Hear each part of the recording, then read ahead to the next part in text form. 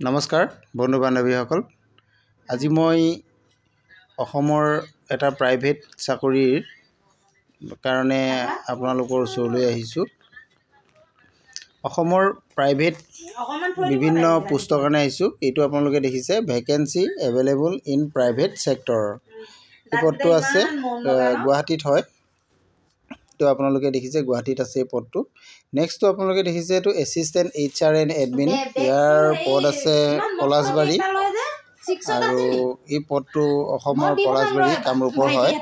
আৰু ইয়াৰ কাৰণে আপোনালোকে বিশেষ চাবৰ কাৰণে এই যিটো পদ আছে তাতে ক্লিক কৰি দিব। এই অপশ্যনটোতে ক্লিক কৰিব। ক্লিক কৰাৰ লগে লগে আপোনালোকে তাৰ পদটোৰ ডিটেইলছখিনি আপোনালোকে জানিব পাৰিব। জানি তাৰ পৰা সবিশেষ আপোনালোকে চাব, চাই লৈ আপোনালোকে পদটোৰ কাৰণে যদি যোগ্য হয় তেনেহ'লে এপ্লাই কৰিব পাৰিব। নেক্সট আপোনালোকে এইটো পদ দেখিছে ফ্ৰণ্ট এণ্ড ডেভেলপমেণ্ট, নিশ্চয় দেখা পাইছে আপোনালোকে।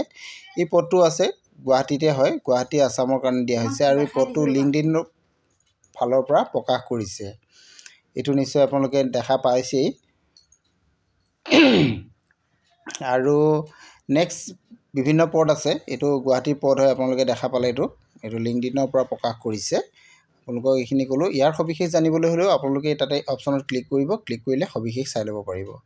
নেক্সট যিটো পদ আছে এইটো হৈছে এডমিনিষ্ট্ৰেটিভ মেনেজাৰ।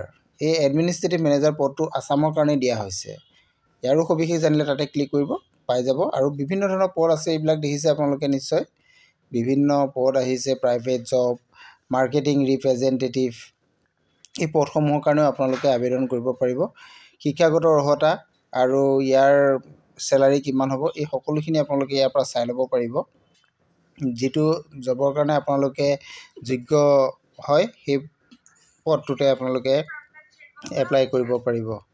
এইটো হৈছে airport ground staff job recruitment 2024 Assam Guwahati. এইটো দেখিছে 2024 লিখিছে। বিজ্ঞাপনটো 24তে প্ৰকাশ কৰিছিল।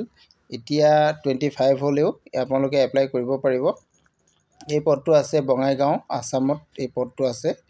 ইয়াৰ কাৰণে আপোনালোকে সবিশেষ চাব যদি বিচাৰে তেনেহ'লে সেই অপশ্যনটোত অৰ্থাৎ airport ground staff job recruitment এই অপশ্যনত আপোনালোকে যদি ক্লিক কৰি দিয়ে তেতিয়া সবিশেষ চাব পাৰিব। চাওক, মই আপোনালোকক ক্লিক কৰি দেখাই দিছোঁ। ইয়াতে আপোনালোকৰ হোৱাটছআপ নাম্বাৰ দিয়া আছে। এই হোৱাটছআপ নাম্বাৰত আপোনালোকে আপোনালোকৰ CV খন অৰ্থাৎ বায়'ডাটাখন ছাবমিট কৰিব পাৰিব। এইটো আহিলে অহাৰ পিছত আপোনালোকে সবিশেষখিনি আপোনালোকে চাব। দৰমহা কিমান হ'ব, কোৱালিফিকেশ্যন আপোনালোকক 10 পাছ 12 পাছ লাগিব। এইটো হোৱাটছআপ নাম্বাৰ দিছে। ইয়াতে আপোনালোকে CV অৰ্থাৎ ৰিজিউমিখন ছাবমিট কৰিব পাৰিব বা মেইলো কৰিব পাৰিব।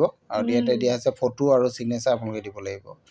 নেক্সট আহি গ'ল আপোনালোকৰ bank staff, data entry operator, private banking sector job, staff supervisor, sales executive, sales manager, location head, area manager, তেনেধৰণে আপোনালোকৰ বিভিন্ন পদ আছে। এই পদসমূহ সবিশেষ চাবৰ কাৰণে আপোনালোকে গুগলত গৈ প্ৰাইভেট জব ইন আছাম যদি মাৰে তেনেহ'লে এই পদসমূহ আপোনালোকে দেখা পাব।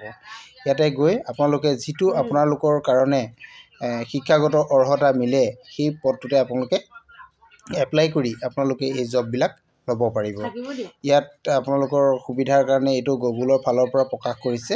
এই সকলোখিনি আপোনালোকে চাই ল'ব পাৰিব। আজিৰ ভিডিঅ'টো ইমানেই আছিলে। ভিডিঅ'টো যদি ভাল লাগিছে তেনেহ'লে লাইক, কমেণ্ট, শ্বেয়াৰ কৰি দিবলৈ